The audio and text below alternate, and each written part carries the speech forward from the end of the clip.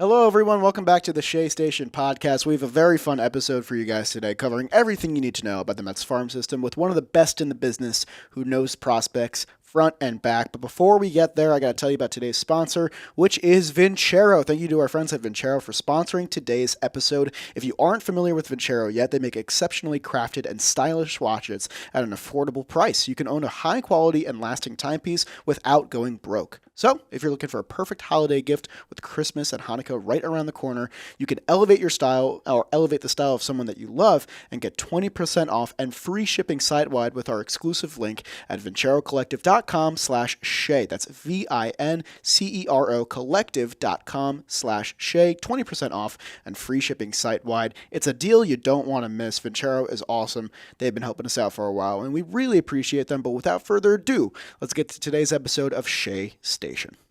Hello, everyone, and welcome back to the Shea Station podcast. We haven't seen you in a while. It's episode 115. It's Wednesday, November 30th. I'm one of your co-hosts, Jack, a.k.a. Jolly Olive, reporting to you from the warehouse. Joining me, as always, is my co-host, Jerry Belevins, MLB veteran, and a very special guest that we have on the pod today, an SNY coworker of Mr. Blevins himself, a guy finally my age that we're having on the show, which is a nice change of pace. Joining us is the legendary Kidcaster himself, Jacob Resnick. Jacob, how are you doing today? Doing great. Thanks for having me. Big fan of the show. So really happy to be on with you guys. We won't tell the Mets pod that you said that. Won't tell them. We share mutual admiration. It's past. There's enough fandom to go around between multiple podcasts. That's fair. Absolutely. For those who don't know, Jacob is a Mets farm system connoisseur and expert, probably knows it better than anybody in the biz, has been doing great work for years and years and years, and knows a lot more about Mets prospects than we ever would. So having him on is a very special opportunity for us to really get to know the lower middle tier Mets prospects that maybe you really haven't heard about, as well as the guys at the top end and what they could possibly bring to the table in 2023. So we got a laundry list of questions to throw at you, Jacob. I hope you're ready. Yeah, always excited to talk about Mets prospects. Actually, before we even start, I will say my favorite Mets minor league tidbit is that Jerry was a Mets minor leaguer who never played in the Mets minor league system, but he was technically a Mets minor leaguer at one point. Hell yeah. I didn't know that, actually. That's the alt site, correct? Oh, yeah. Yeah. And then when they actually tried to make me a minor leaguer, I retired. That's how much I loved it. You have to go to upstate New York, and I said I'm gonna stay in Brooklyn. I think I'm actually gonna go back to Ohio. I'll see you guys. That's not bad enough. Yeah, that's good. That's good. Well, I think a good place to start is probably with the biggest fish in the Mets farm system, the guy that was recently on the cover of Sports Illustrated, who we saw a little glimpse of at the end of the 2022 season. He had a moonshot of Carl Edwards Jr. at the end of the regular season. Francisco Alvarez is supposed to be a big piece of the Mets' future going forward. We saw him catch a little bit, DH a little bit before the season ended quite abruptly, as we all know. So, Jacob, I kind of wanted to gauge you because you've probably been following this guy for a few years now and have gotten to know his profile pretty well. Do you think that there's a feasible chance that we see Francisco Alvarez not only on the opening day roster next season, but possibly as a piece of the starting lineup on opening day?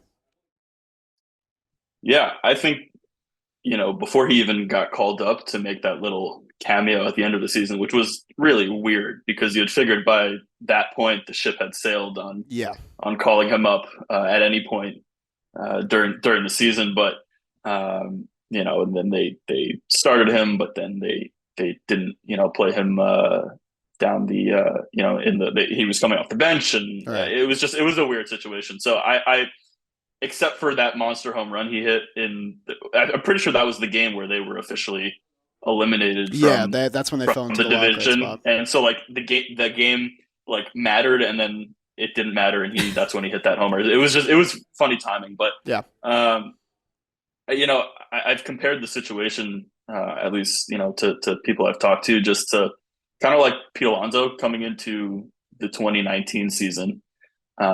Where there was people were kind of calling for him to come up in the end of the 2018 season. That never happened, but he and the team went through that whole offseason coming into the 2019 season looking at him as a an opening day option, despite the fact that he didn't have any major league experience. And he won the job during spring training that year because Alonso was that kind of guy who was going to outwork everyone, despite the fact that he didn't have any major league experience. So I think the situation with Alvarez is comparable to that. He's younger, and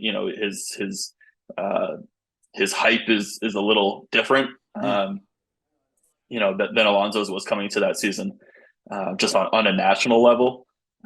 But Alvarez is the same way in terms of work ethic, and they're both pure power hitters, and it would not shock me at all if he just straight up won the job. I mean, you look at the Mets catching depth chart coming into next season, and you've got two guys who you've got one guy who's making a lot more money than the other, but it hasn't performed, and you've got one guy who's shown a lot with the glove, hasn't exactly shown much consistency with the bat. So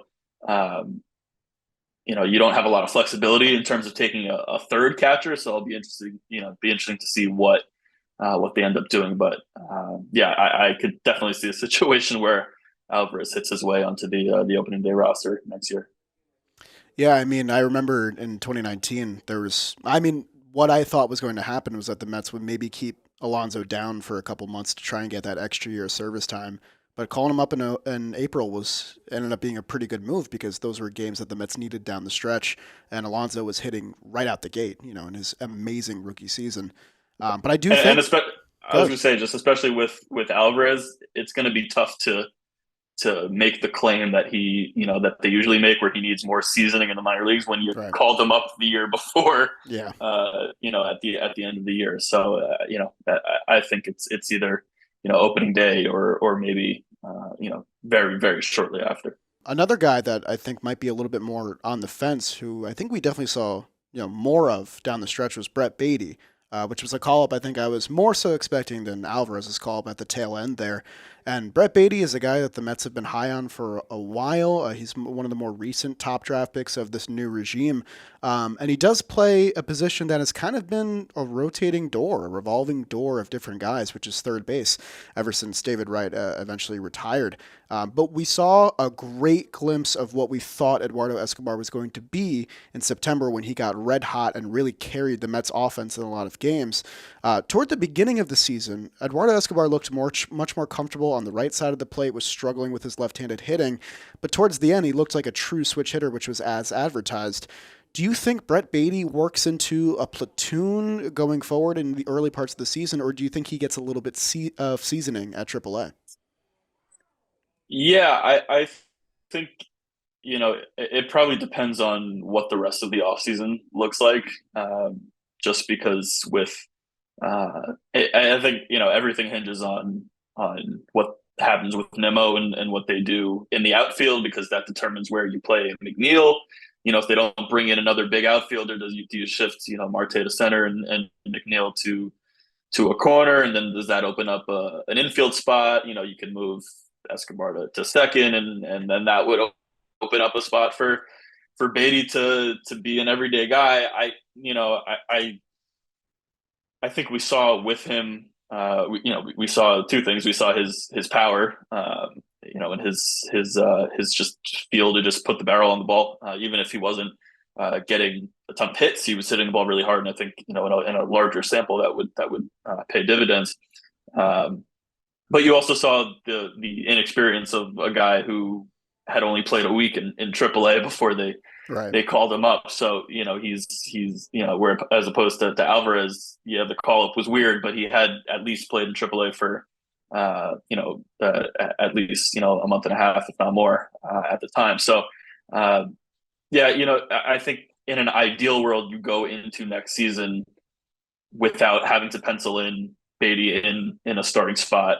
And he's not a guy who you necessarily want on the bench hitting 5 or 6 times a week, because he's a guy that you've invested a lot in. He's one of your top prospects.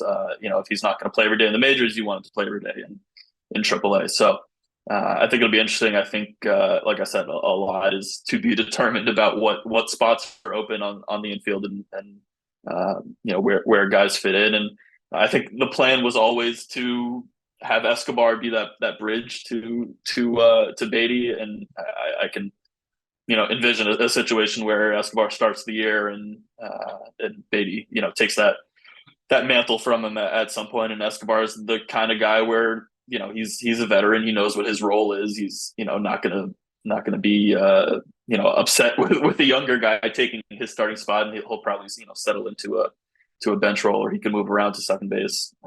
So yeah, it'll be interesting to see what happens with him, but really excited to see potentially more Beatty in the majors this year. That's the difference for me, and I think you nailed it. Is Alvarez being on the team behind the dish makes the team on paper better because of his power production. If you pencil in Brett Beatty or even an extension of that with Mark Vientos into that lineup, I don't think the team is improved from the 2022 version, which I don't think the New York Mets want, and Billy Epler and everybody wants to improve upon a team that won 101 games. And so I think they're, like you said, I think they're going to let Escobar play and hope he runs with it and let Beatty get another year of seasoning. But if not, they hope Beatty is ready by the time, if Escobar falls off, where they don't have to go out looking on the trade market. They have a guy ready and waiting to come up. And then from there, do you see Vientos having a position apart from, the third base, first base that's kind of solidified already? Is Vientos only a bat that's only a DH? And is he going to provide enough power to allow that to be a position for him to take with the Mets? Yeah, it's tough, and I think in an ideal world, when they tried working him out in the outfield now 2 seasons ago, he would have kind of taken that and ran with it and added that versatility to his game, and it didn't work out. He didn't look comfortable out there. Even they tried Beatty out there, and he looked not great, but still better than what Vientos looked out there. And he's not, he'll make the routine plays at third. He has a strong arm, but he just doesn't move very. He doesn't have that quick twitch that they talk about being important for an infielder. And he's certainly made his share of kind of lackadaisical plays in the field. And obviously the Mets are set at first base, and I think DH is interesting, but then you look at, is his bat even ready to be that? Even when you're a DH, it's all about the bat, and I don't know if his bat is at the point where you feel comfortable with him being an everyday guy there. Perhaps a platoon, because he did hit lefties a lot better than he hit righties in the minors, and we know Daniel Vogelbach just absolutely cannot hit lefties, so perhaps they work a platoon there. But I think you can do a lot better than those two guys for that one spot. And Vientos has a ton of swing and miss in his game. Not a guy that you're expecting to hit for a high average at all, and he's got crazy power, but is he going to make enough contact to get to it? I'm not sure. So I picture him like Beatty, starting in Syracuse and getting more seasoning there. But Vientos is kind of in a different spot because he already played a full season at AAA, so he's he's kind of not towards the point where it's prove it or lose it kind of thing, but he's kind of getting to that point where you just need to see more consistency in terms of the contact, especially in a platoon type role where the at bats are going to be even more limited, where that swing and miss could be exploited and run rampant. So yeah, thank you for answering that. Well, yeah, and I mean, it's kind of a tough spot because Vientos did get that full season at AAA. He hit extremely well. I believe he was a AAA All-Star. And, if you do have to put him back there, it's kind of tough because that feels like stagnant progress for a guy like Vientos, who really shows flashes of offensive brilliance. But now you have another problem because I know you covered this recently. Ronnie Mauricio is playing his first games at third base in Lidom right now. We saw him get a little bit of run at Double A, and we all know that he is a shortstop by trade. That being said, Francisco Lindor is on the books for the next decade, so it's probably not feasible to see Ronnie Mauricio coming up as a shortstop. So what do you do with a guy like Mauricio? Do you continue to run him at third? Do you have him play left field? Do you shop him around? He's kind of the odd man out of this Mets farm system while still being really at the top end of it. Yeah, it's really really weird to me just how they've handled his development over the last couple years. You don't want to say just because you have Lindor under contract until we're 50 years old. Just you don't want to say just because of that, you've got to play Mauricio somewhere else. That being said, and this goes for anyone, versatility is a good thing. They did it with Beatty and Vientos. They started getting them looks at left field, and Vientos played first base. And Mauricio is by no means a future Gold Glove shortstop where it's like you're losing so much by playing him at a different position.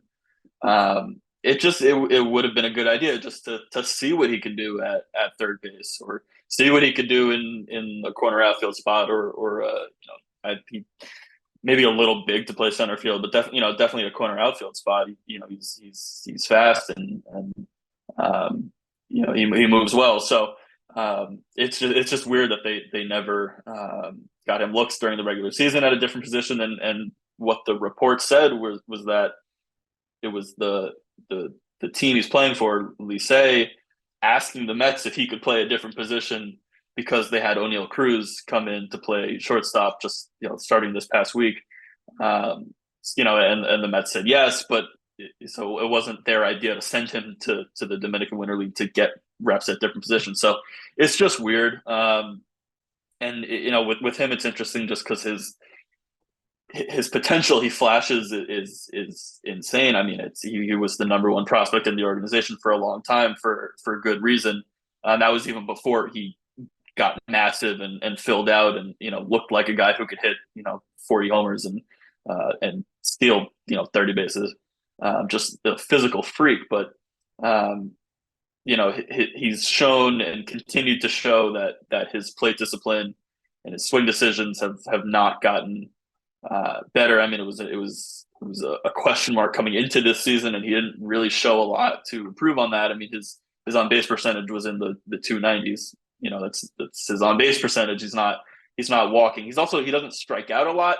He doesn't make consistent quality contact, swinging at pitches a lot out of the zone, and pitches that he should probably lay off on. So you would think he'll be in Syracuse this year, and he's on the 40-man roster. He spent a year, one of his option years on the 40-man roster without ever being in consideration for a major league call-up at any point. I mean, that wasn't in the cards for this year. And I could see this coming year being somewhat of a make or break season for him, which is kind of crazy to say for a guy that's as young as him. But, he's really kind of had that prospect status for such a long time that at some point it's, you've got to show the consistency that position warrants, Yeah, I think he's reaching a point in the organization where they're going to run out of space to keep him at such a high level.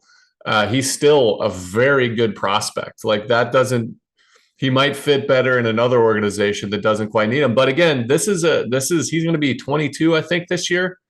This will be a big year for him because his body, like you said, he's changed. He went from this, Ahmed Rosario skinny type to this, like, holy crap, is that the same guy? He looks like a 40-40 guy. He looks like the capability. And so maybe he's finding his way physically. So I still think that, the sky's the ceiling for Mauricio. I could see him working and finding a way to force himself into the big leagues, because if you hit and you have that speed, and maybe even, because he doesn't strike out, that bat to ball skills ends up in double territory. they'll find a place for him to play, especially with his speed and athleticism. So I'm not ready to close the book on him yet, as I know you're not either. But I do think that this is a big year for him within the organization. And what I'll say is that, like I said, he's on the 40-man roster, but he's not in that conversation for being on the major league roster right now. So that's a weird position to be in. If they were to say, designate him for assignment to make room on the 40-man roster right now, he's getting claimed, and some lower, the Pirates or the Marlins, they're claiming him and they're running him out there in the major leagues. If he has another full season where he runs a 290 on base percentage, and then you DFA him, after the season, then you're at the point where, okay, it's been multiple years of you're a 40-man guy who's not performing at the upper levels. Perhaps he's kind of not viewed by other teams in that way anymore. Very true. And the thought of the Pirates claiming him and getting a second O'Neill Cruz on their everyday roster is pretty scary. So it's been kind of a quiet offseason so far for the Mets and most for everybody, yeah. For literally everybody. It's been bone dry, which is why we haven't been doing Shea Station a lot. And we're happy to be back today for sure. The Mets have made depth moves, which have proven to be good in the past. Billy Epler has kind of had an expertise in that regard, and it's been mostly pitching so far with guys like Elisa Hernandez, Jeff Brigham, Steven Ridings, Taylor Saucedo. Do any of these names jump out at you as potential candidates for next year's bullpen? Because the bullpen, as it stands right now, is incredibly thin behind guys like Edwin Diaz and Drew Smith, and of course John Curtis, who had his option exercised. Do any of those four guys or any other moves kind of stand out to you so far early in this offseason? Yeah, I mean, I think at the very least, it's just been interesting to follow and keep track of, and just to see the organization be proactive in bringing in these guys that are kind of viewed as like, they're not elite relievers. Maybe they're not even like that next tier, but they might be in the third tier, and if they make the necessary tweaks, they could get to that setup level. Reliever, and you like to see the organization get to that point where they're capable of making those tweaks. As we've seen with the Dodgers and the Astros, and all those Tampa and San Francisco, yeah. Exactly. Those organizations who just are in the narrative of being able to take a guy like an Andrew Heaney or whoever, make a tweak, and all of a sudden he's a very good pitcher. So it's just been interesting to see these pickups, and the other part of it is all of these guys are optionable, and they're not locked into keeping any of these guys on the opening day bullpen. You can kind of shuttle them up and down if necessary. I think Jeff Brigham and Eliezer Hernandez, that trade with the Marlins was interesting. I think on one hand, if you're picking up guys that were discarded by the Marlins, who are, not exactly pumping out, elite reliever after elite reliever. If they're, not good enough to crack their bullpen, why would they be good enough to crack the Mets bullpen? But they're guys who have shown flashes and interesting traits. And like I said, you're not asking them to be Edwin Diaz, clones, as long as they can just give you quality innings, that'd be nice. The way if they could be, yeah, it would be nice if you could claim Edwin Diaz off waivers, but or make a minor league trade like that. But yeah, you're just asking them to give you quality 6th and 7th innings, and I think that's fine. I think they still have a glaring hole to fill, the Ottavino and the Lugo role of guys who you feel comfortable throwing out in the 8th inning. I don't know if those guys are there yet. I don't know if Drew Smith is there yet. Someone like Bryce Montez de Oca has the stuff, but he doesn't have the experience. So I think it'll be interesting. Like I said, I like Brigham. I like Hernandez. I think with Hernandez, potentially could fill that Trevor Williams role of being able to start, being able to come out of the bullpen, give you multiple innings. And Taylor Saucedo's a lefty, and you can never get enough lefties. The Mets do not have enough lefties. You personally attacked Jolly there with not saying Drew Smith might not be there, and then you go after Bryce Montez de Oca, which he loves de Oca so much. Yeah, me too. He's just You wanna see some more You of will them. see some seasoning. Yeah. Yeah. You gotta learn how to harness that gunslinger. That's cool. I like Jeff Brigham is a solid guy. Hernandez is a solid arm. These are guys that could give you quality innings at some point. Definitely not any big names. They've been attached to and said that they are openly trying to get Ottavino back, which I am a big fan of, and I know Jolly is as well. Me too. Are there any names underneath those guys? Are there any fringe starters that they might move to the bullpen in the organization? Are there any names that you're like this guy behind a Montez de Oca, or even if you throw that name out there, that we should look for to make an impact at the back end of a bullpen? Yeah, I mean, I think the guys like Tyler McGill and David Peterson, if they're not given a starting role, and I think the objective going into next year should be make sure nothing against those guys because they both were good at points during the 2022 season, but you should go into next year either having those two guys battle for the fifth spot or not guaranteeing them a starting spot because that means you've built the depth that you don't currently have in that starting rotation. So if they could push those guys, and we've seen McGill, we've seen his stuff. The bullpen experiment with him didn't exactly work when he was used in that role this past year, but he's got high octane stuff. He can get up to 99 and he's got good breaking balls. So potentially he could work well in the back end of the bullpen.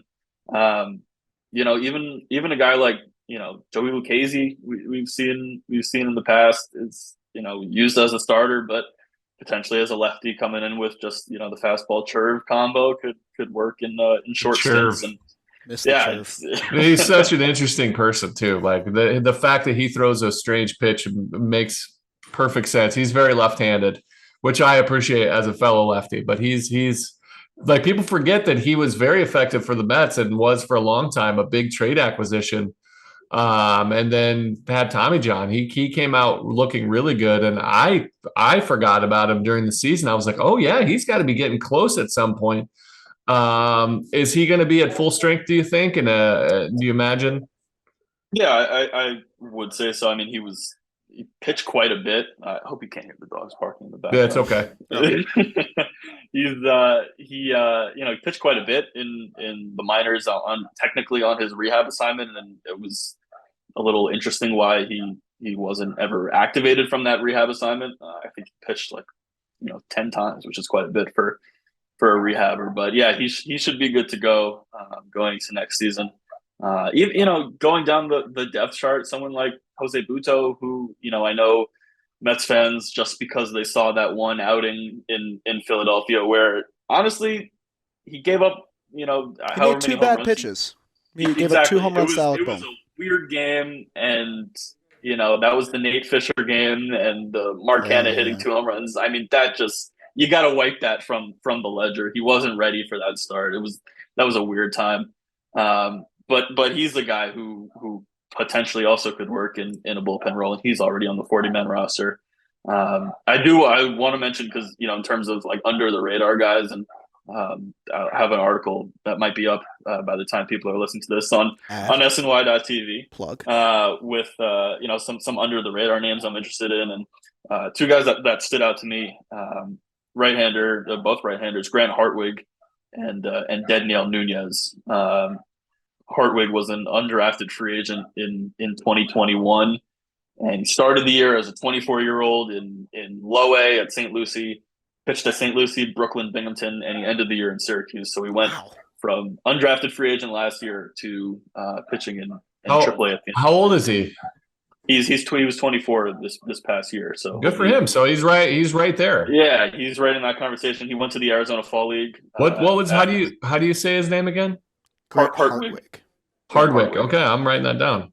On one hand, he kind of came out of nowhere, but he's thrown a lot harder. He's up to 96 compared to he was like a 89 to 91 starter at college. He went to Miami, Ohio, and he he shot up the levels. I think he he had a long scoreless streak in there, and just the guy that performed really well, and could potentially be in the conversation. Wouldn't surprise me to see a spring training invite for him. Yeah, I mean, I'm looking at next his year. AA numbers right now. He had a 1.14 in 23 2/3 innings, and he went from Yeah. single A, high A, double A, triple A, all in 1 year. I don't think I've ever seen that before. 4 levels in 1 year. That's an organization understanding where he is in his age, saying this is you beat around it, but this is a shit or get off the pot kind of moment for a guy.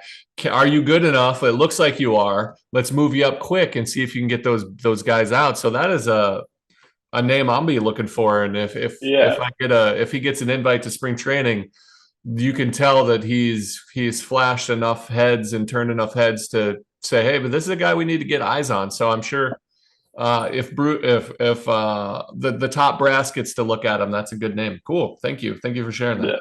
Yeah, and then the other guy, Daniel Nunez, he's been a name that people have been aware of because he was taken from the Mets in the Rule 5 draft after the 2020 season, taken by the Giants, and then had Tommy John surgery, and then came back to the organization last winter, and then rehabbed, and then got back up to AA Binghamton this year. He's the guy who throws hard. He was up to 97, 98, and has a real good slurvy breaking ball. Also had good stuff, good numbers this year. And I was a little surprised they didn't push him up to AAA to end the year, but first year coming off Tommy John, taking him a little slower. But yeah, especially if the Mets don't, bring in another Ottavino level guy or multiple guys, they're gonna need to use these arms, and you're not just the waiver claims they're making and the trades they're making, but developing these guys. I think that you look at relievers the Mets have developed. You've got Drew Smith and potentially Montez de Oca in terms of guys who were prospects, and that's about it. I mean, other guys like Lugo, they were starters converted to relievers. Well, that's a big gap too, in years, considering how many guys a team needs. There's been a lack of development of high-end bullpen type arms, and like you said, I hope that Peterson and McGill don't ever have to move to the bullpen, because I feel like McGill has a huge high ceiling of a true number one, solid number two kind of guy. And I think Peterson is a number two, number three, like max potential. I was impressed by Peterson the most with the way he handled the bouncing back and forth and up and downs. McGill came out firing on the opening day, and the move to the bullpen, I expected, as everybody did, and you mentioned it before, his ascension to all right, he's got elite stuff. Let's see how it plays in the bullpen just in case. And we didn't see that. So that goes to show me, it's a different animal, and he might not have been completely healthy and afraid to let it go. But you can't always count on guys to have that. So the lack of development of those guys, and that I was shocked to see Zappucki, even though I know Mets fans were done with him after that start. A high-end left-handed arm that they've had high hopes for. He never got a chance to be in the bullpen for real. And from the left side when a team needed him, and then they traded him, and what they got in return was pretty tough with Darren Ruff. Yeah, it was a bad combo, but those are the kinds of guys that they've got him and they're trying to develop, and then they just don't work out as a starter. Move them over to the bullpen and see them blossom. We haven't seen that out of the Mets at all in the last few years. Yeah, one last bullpen thing I wanted to touch on, since we're talking about the depth behind the guys that are established. I personally, and I think Jerry was as well, I was a little surprised that the Mets rejected their side of the mutual option on Michael Givens. It kind of seemed like an easy middle relief guy just to have a name in there. Even if he didn't end up making opening day roster, it would have been a little bit comforting to just have someone behind that's established. Were you surprised too that Michael Givens wasn't invited to come back to join the Mets again? Yeah, a little bit. I think sometimes with those guys that you acquire mid-season, you kind of sometimes pick them up as stopgaps, and you don't always look at them as long-term, pieces that you're looking at for next year. And I'm trying to find the exact number. It wasn't anything crazy, but it also wasn't a league minimum number that the option was at. $3.5 million. Didn't he have a buyout too, to where it was like, is it worth 3 or 4 million what he was going to get paid? 3.5 was the mutual option. So, nothing crazy, but also when you look at what they're needing to do for next year in terms of, keeping things in the payroll perspective, maybe that just wasn't what they wanted to commit to a guy like that. Whereas, and we've seen them, claim league minimum guys off waivers, or, make these trades for potential bullpen pieces. You can, cut money here and there and potentially repurpose that somewhere else. I don't know. Slightly surprised. Maybe they go and revisit him later in the offseason, but also, you can kind of find guys like that who can give you kind of, the same production and the same leverage innings. Whereas, a guy like Diaz, they have to pounce on that because you're not going to find another guy that's going to give you that. Whereas, middle relievers, I won't say exactly grow on trees, but there's a larger swath of that for sure. Yes, yeah, absolutely. No, that makes sense to me. Gotta be careful with my words about I appreciate that. Specialty relievers. Walking on eggshells, man. Gotta be careful. Jerry takes it personally, I'm very. I'll hold a grudge forever. If I see you in the SNY hallways, you'll know why I'm giving you the cold shoulder. Well, speaking of SNY hallways, we've talked about the kids in the Mets organization, but let's talk about the kid over at SNY. I'm not sure how many people know this, but Jacob, you have a long history with SNY despite your young age. Where did it all start? Yeah, it started with just being a crazy, young kid, just loving everything and everything about the Mets, and watching the broadcasts every night, and just taking an interest in the people who work in the game that aren't on the field, broadcasters and writers and people who cover the team. And I was always aware of that from a young age, enjoying Gary, Keith, and Ron, and reading the newspapers and reading MLB.com and the people who cover the team, and having an interest and wanting to potentially have a career in sports media, covering baseball in some capacity.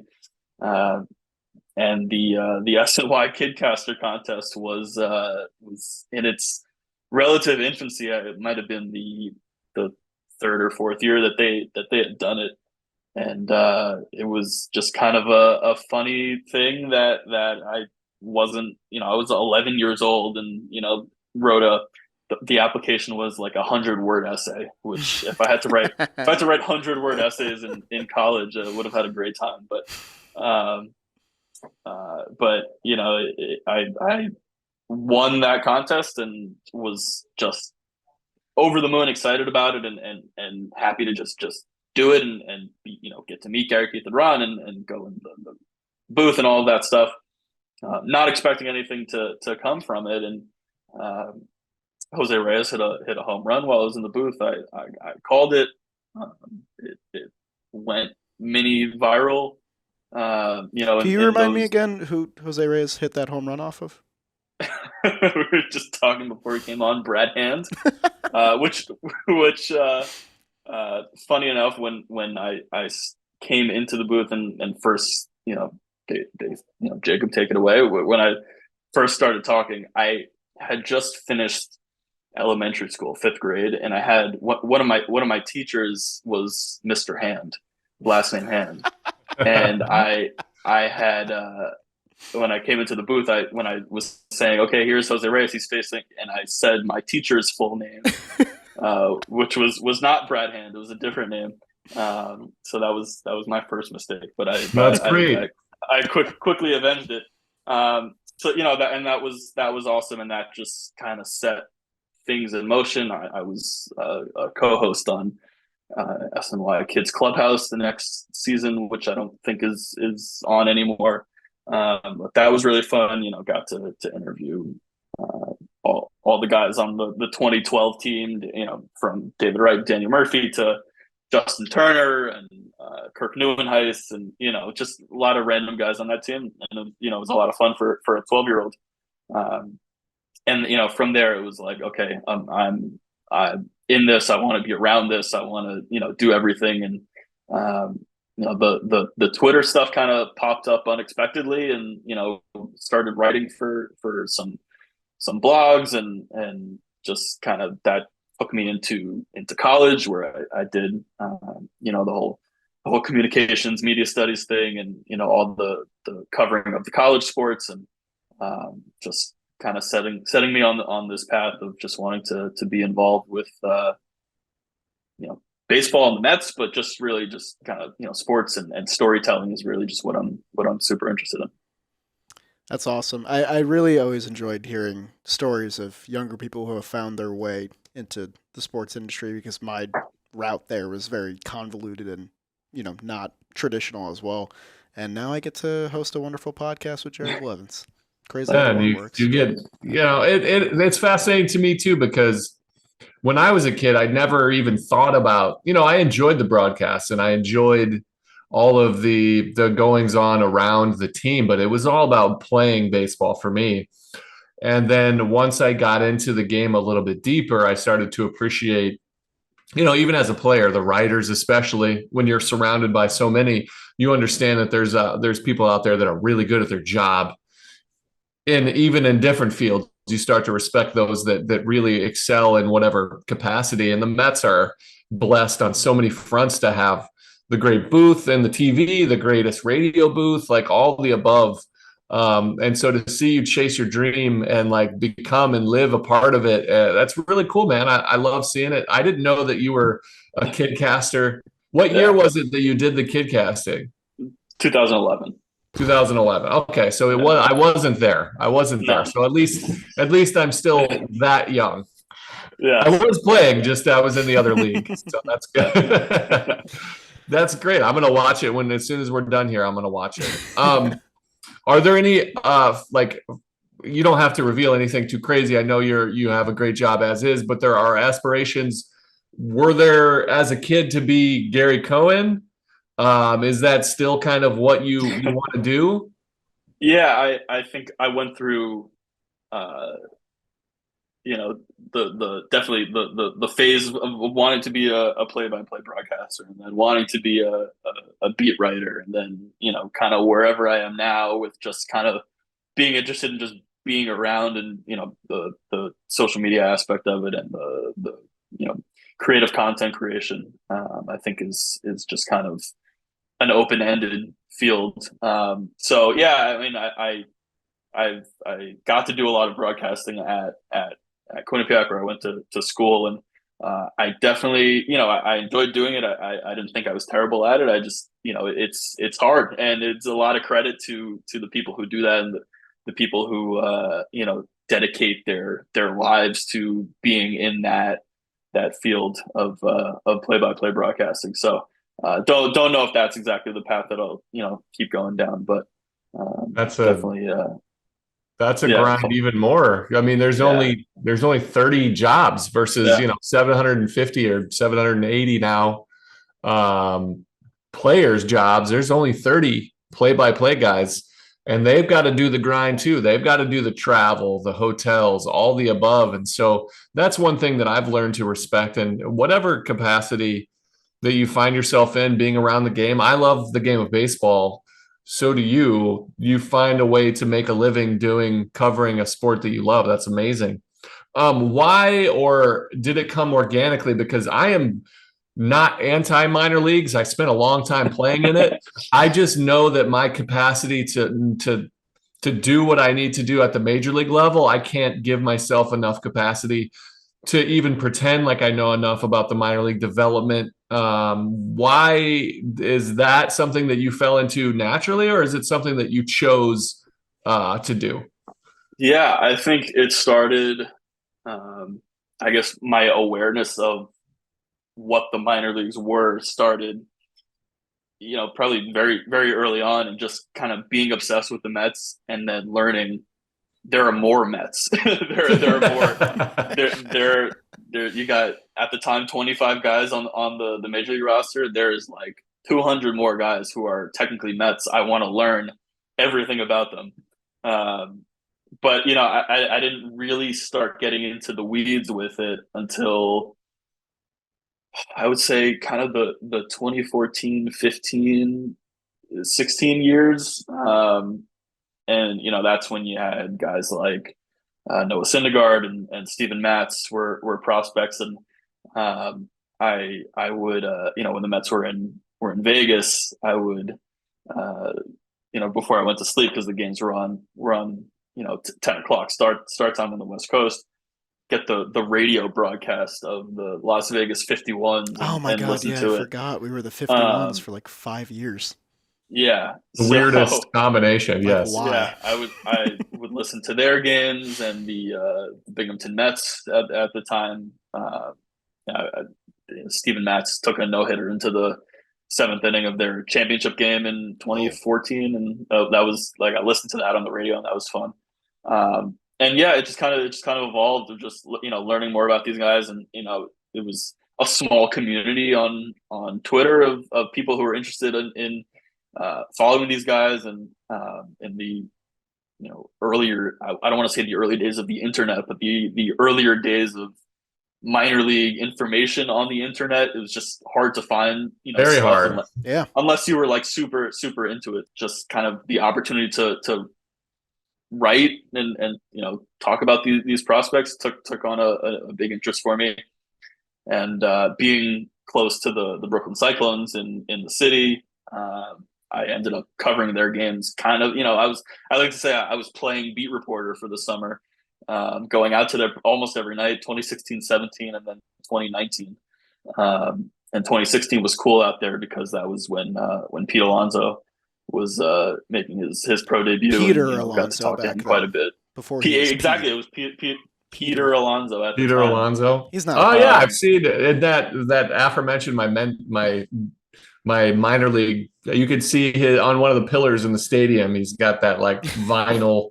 Him, Gazelman, I think, had one up there. So yeah. Yeah. So I spent a lot of time at the Peter covering Cyclones games, and and it just continuing to just immerse myself in minor league stuff. And now, this year I got to do a lot of stuff with MLB Pipeline and take the interest in the Mets minor leagues and take that to all 30 teams. And I've learned more about White Sox prospects than I ever thought I would ever know. So I'll tell you, it's a huge buzz. And even the guys, like when I'm in studio at SNY, anything that you put out there is gobbled up because people are just like you and curious. They now have an easier access because of people like you to get more information about their beloved Mets and their future, what it might hold, and how deep the organization is. And it's fascinating to me to see the fervor of a fan base wanting that knowledge and appreciation for what it means to develop. And that's great. I love that there's a place. The baseball is such a huge industry, and to see a Kidcaster, become, a part of the atmosphere of baseball is great, man. So hard work takes you a long way in any aspect. For sure. Hell yeah, man. I mean, Jacob, it's been an absolute pleasure. I learned a ton today about the Mets farm system. I got to tap into Grant Hartwig now. Who's this guy? There you go. Yeah, and Nunez. I'm in. I wrote those names down. Didn't forget about him too. It was an absolute pleasure, man. Thank you so much for joining us. Do you have any last things you want to plug or say to the audience? Yeah, you said an article. Where can people find your stuff? Yeah, Jerry's the season podcast co-host now. I've got words on SNY.TV and quite a bit of stuff on MLB Pipeline. But the home will always be Twitter. They can never take it away from us. Thank you for tuning in to Shea Station. We'll see you guys next week.